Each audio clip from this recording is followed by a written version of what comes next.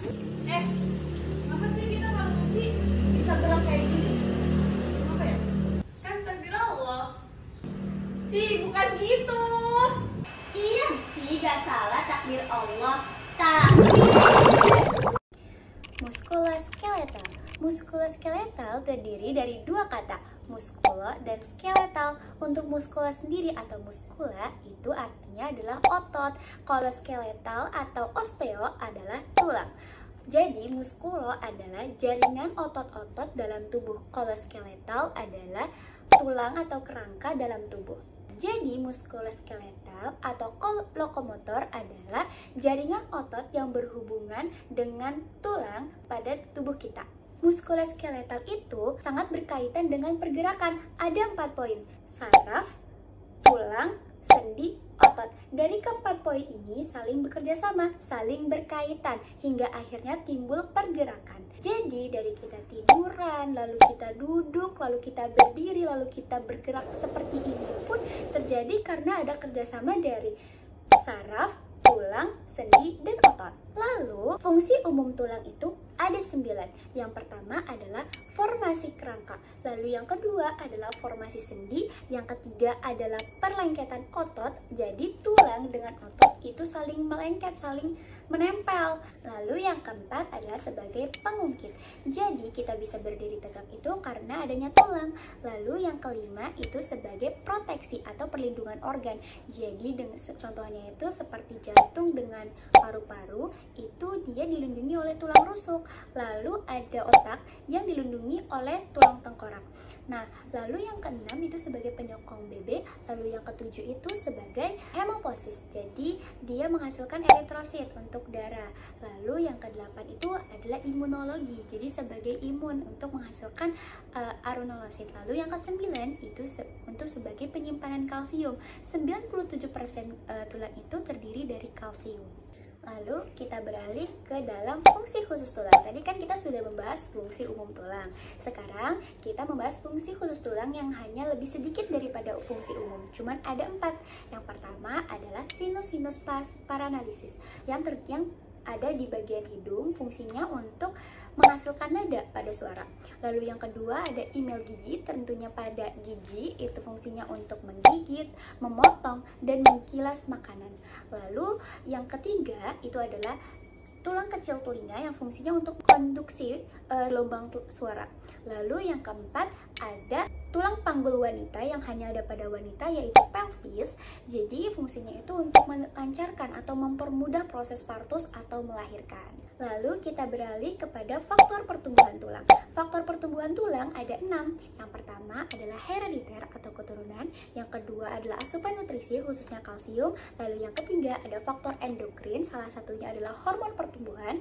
Lalu yang keempat ada faktor mekanis. Lalu yang kelima ada faktor persarafan. Lalu yang keenam adalah faktor penyakit-penyakit yang berhubungan dengan tulang. Contohnya adalah osteoporosis. Lalu, sistem skeletal itu terdiri dari 270 buah tulang pada saat kita lahir. Akan tetapi saat kita dewasa, jumlah tulang itu semakin menyusut, semakin sedikit menjadi 206 tulang yang terdiri dari 2 bagian besar, yaitu yang pertama aksial skeletal dan yang kedua adalah apendikular skeletal. Nah, untuk aksial skeletal itu terdiri dari 5, yaitu tengkorak, hyoid, vertebra, iga, dan sternum. Nah, untuk tengkorak itu terbagi lagi menjadi 2, yaitu vas dan cranium. Lalu untuk hyoid hanya ada 1 buah, dan untuk vertebra itu ada 5, yaitu sacrum, cervical, thorax, cervix, dan lumbung. Lalu untuk iga sendiri ada 3, yaitu sejati, TS, dan melayang, dan untuk sternum hanya ada 1 buah. Lalu untuk apendikular skeletal itu ada 2, yaitu ekstremitas atas yaitu sendi dan tulang bahu. Lalu untuk ekstremitas bawah ada tulang panggul. Apendikular itu dibagi menjadi 2, ada ekstremitas atas dan ekstremitas bawah. Di ekstremitas atas itu ada scapula, clavikula, humerus, radius, ulna, carpalis, metacarpal, dan phalangus. Di ekstremitas bawah itu ada femur, fibula, tarsal, metatarsal, tibia, patella, dan phalangus. Untuk tarsal, metatarsal, dan falangus ada di daerah pergelangan kaki. Dan untuk patella itu ada di bagian lutut. Tulang memiliki fungsi juga loh untuk melindungi tubuh-tubuh yang lunak, untuk melakukan pergerakan dengan kolaborasi dengan sendi, otot, dan juga saraf. Tulang juga sebagai kerangka bagi tubuh sehingga tubuh dapat bergerak dan berdiri. Tulang dibagi menjadi dua. Ada jaringan kompak atau padat dan ada jaringan seperti spons atau berbentuk jala. Jaringan kompak atau padat contohnya adalah tulang pipih dan tulang pipa. Jaringan seperti spons atau berbentuk jala, ujung tulang pipa dalam tulang pendek sebagai lapisan tengah pada tulang pipi seperti scapula, cranium, sternum, dan iga-iga. Selanjutnya ada perostem. Perostem itu membran vascular filtrus yang melapisi tulang, banyak pembuluh darah yang dijumpai di dalamnya. Dan ada juga cartilago atau tulang rawan. Cartilago dijumpai pada sendi di antara dua tulang, tidak mengandung pembuluh darah, tetapi diselubungi membran yaitu perikondrium. Tulang cartilago dibagi menjadi 3. Ada tulang rawan hialin, ada tulang rawan fiborsa, dan ada tulang rawan elastik. Yang pertama, ada tulang rawan hialin. Tulang rawan hialin kuat dan elastis, terdapat pada ujung tulang pipa. Yang kedua, ada tulang rawan fiborsa. Tulang rawan fiborsa memperdalam rongga dari cawan-cawan, contohnya tulang pinggul, dan rongga gleonid dari scapula. Dan yang terakhir ada tulang elastik. Tulang rawan elastik terdapat dalam daun telinga, glotis, dan faring. Struktur tulang paling atas dan paling bawah itu ada yang namanya episis. Agak ke tengah itu namanya metafisis. Terus di bagian tengah tulang ada yang namanya diafisis. Bagian luar ke dalam, bagian luarnya ada paristem, terdapat pembuluh darah. Ada compact bone. Di compact bone itu ada bone marrow, dan yellow marrow.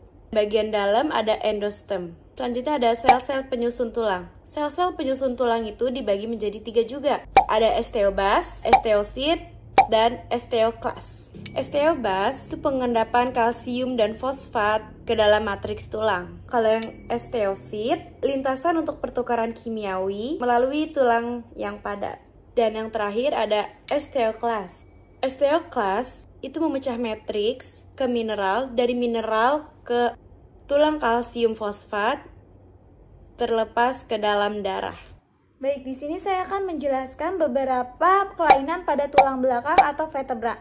Yang pertama itu ada lordosis. Lordosis merupakan bungkuk ke arah belakang dan tulangnya itu lebih condong ke arah depan.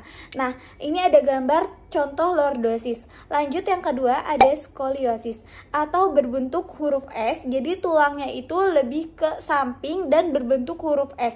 Nah, ini ada gambar contoh tulang skoliosis. Yang ketiga ada kifosis. Kifosis itu cenderung banyak yang terkena kifosis karena dari pola duduk yang tidak benar, dan juga misalnya kalian itu membawa berat yang memikul berat yang terlalu berat, sehingga pada punggung sini itu dia bisa terjadinya kifosis atau kerusakan pada kelainan tulang belakang. Baik, di sini saya akan melanjutkan tentang gangguan artritis, atau ini juga udah masuk ke bagian sendi-sendi. Nah, di samping saya ini udah ada gambar contoh gambarnya, dan kemudian ini yang udah ada bulat lingkaran ini itu merupakan antara hubungan tulang dan sendi. Jadi di mana itu ada di bagian lutut, bagian siku, dan juga bagian jari-jari tangan ya, yang biasa terjadi kebengkakan atau inflamasi antara sendi-sendi hubungan tulangnya biasa terjadi di jari-jari tangan ya, seperti ada gambar juga ini jari-jari yang sedang bengkak ya, dan juga itu sedang terjadinya pembengkakan di inflamasinya. Lanjut, di sini saya akan menjelaskan kelainan tulang osteoporosis. Nah, istilah osteoporosis pasti kalian juga sudah tidak asing lagi karena ini sudah sering dipelajari di SMA maupun SMP. Dan juga ini merupakan pengeroposan tulang karena susunan tulang sudah mengalami penurunan, khususnya bagian dari kalsiumnya. Karena semakin tua, semakin menua, maka komposisi tulang yang semakin memudar. Nah, di sini ada gambar contoh tulang tulang yang sudah terkena osteoporosis ataupun tulang yang masih normal. Nah, di sini kita dapat lihat gambarnya perbedaan tulang normal dan tulang yang sudah terkena osteoporosis. Nah, dapat kita simpulkan tulang yang normal dan juga tulang yang osteoporosis itu perbedaannya sudah sangat jelas ya pada gambar di samping. Nah, kalau tulang normal itu dia kelihatan lebih padat. Kalau misalnya tulang yang osteoporosis itu dia ada rongga-rongganya. Nah, ini ada gambar juga untuk di bagian sel-selnya. Untuk bagian sel tulang normal itu dia lebih rapat. Kalau misalnya tulang osteoporosis, dia sel-selnya itu renggang atau mudah keropos. Ini biasa terjadi osteoporosis itu pada orang yang udah lansia. Makanya jangan sampai tulangnya itu kena benturan atau terjatuh yang sangat hebat, maka itu gampang patah banget tulangnya. Baik, selanjutnya saya akan menjelaskan materi yang selanjutnya, yaitu sistem gerak atau otot. Otot terdiri dari sistem otot itu sendiri. Kemudian ada fascia dan ada tendon. Fascia nanti akan melapisi otot dan tendon yang akan menempel pada tubuh. Fungsi dari otot, gerakan volunter dan menekan tubuh sebagian besar pada tulang, kemudian dia bisa dirangsang secara kimia, secara listrik, dan secara mekanik. Otot khusus yaitu otot jantung, dijelaskan pada jenis otot. Otot juga bisa berelaksasi dan berkontraksi. Apa maksudnya? Kontraksi itu bisa mengeras, membesar, dan memendek. Sedangkan relaksasi itu bisa mengecil, lunak, dan memanjang. Kontraksi misalnya saat kita sedang melakukan aktivitas olahraga, kontraksi sehingga kita pada olahragawan misalnya bisa sampai berotot itu karena sering dilatih kontraksi. Sebaiknya pada kondisi kita istirahat, maka otot akan relaksasi. Fungsi otot yang lain yaitu menghasilkan pergerakan, menyokong jaringan lembut, dan mengatur regulasi suhu badan. Nah, di sini kita akan memasuki jenis-jenis otot. Jenis otot di sini ada jenis otot polos, otot lurik, dan otot jantung. Baik, saya akan bahas satu-satu di sini. Yang pertama ada otot polos. Otot polos itu berarti dia bekerja di luar kesadaran manusia. Tidak bisa kita kendalikan, contohnya seperti otot pada saluran usus, saluran pernafasan, saluran kencing, atau perkemian. Kita tidak bisa mengendalikan saluran pernapasan, contoh ada faring, laring, dan paru-paru. Kita kendalikan tidak bisa karena itu di luar darah kita. Gambarnya seperti ini, gambaran dari otot polos. Selanjutnya yang kedua ada otot lurik. Otot lurik itu yang berbeda dari otot polos. Kalau otot polos itu yang di luar kesadaran atau di luar perintah, kalau otot lurik itu dikendalikan di bawah perintah otak. Ini bisa kita kendalikan gerakannya, contohnya misal gerakan otot di kleminitas, di tangan atau di kaki, kita bisa menggerakkan tangan kita, kaki kita sesuai kehendak kita. Berbeda halnya tadi terkait otot polos, seperti saluran pencernaan, pernapasan tidak bisa kita kendalikan. Baik, seperti ini. Ini bentukannya ada garis-garisnya, yaitu otot lurik. Baik, saya akan menjelaskan otot jantung. Otot jantung, sesuai namanya berarti dia ada di organ jantung. Otot jantung seperti otot polos yang berarti dia tidak dapat dikendalikan, artinya di luar kendali kita. Karena jantung kita tidak bisa dikendalikannya, seperti kita suruh berhenti dahulu, kemudian kita suruh bergerak. Karena otot jantung sudah bekerja secara otomatis. Gambarnya seperti di samping saya, ini ada nukleinya di bagian sel ototnya. Lanjut, saya akan menjelaskan tentang otot. Otot terdiri dari 3 jenis, yaitu otot bergaris, otot polos, dan juga otot sfinkter. Otot bergaris seperti otot lurik, otot rangka, otot sadar, dan akan berkontraksi jika dirangsang oleh stimulus saraf, misalkan otot pada ekstremitas. Kedua, otot polos. Otot polos seperti otot tidak bergaris, otot licin, otot tidak sadar, dan akan berkontraksi tanpa stimulus saraf, misalkan pembuluh darah, pembuluh limfe, dan lainnya. Ketiga, otot sfinkter. Otot sfinkter seperti otot sfinkter ani dan juga otot sfinkter pylorus.